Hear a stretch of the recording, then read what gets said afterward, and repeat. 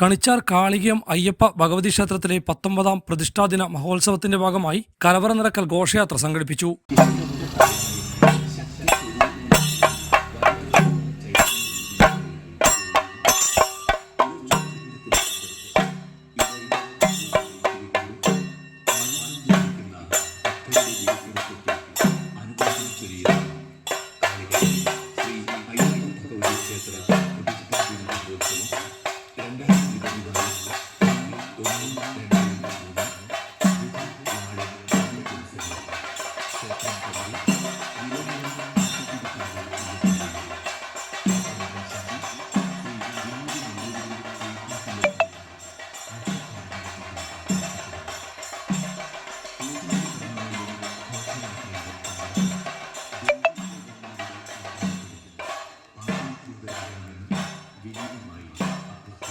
ചാണപ്പാറ കണയന്നൂർ ശ്രീകൃഷ്ണസ്വാമി ക്ഷേത്രത്തിൽ നിന്നും ആരംഭിച്ച കലവറ നിറക്കൽ ഘോഷയാത്രയിൽ നിരവധി ഭക്തജനങ്ങൾ പങ്കെടുത്തു.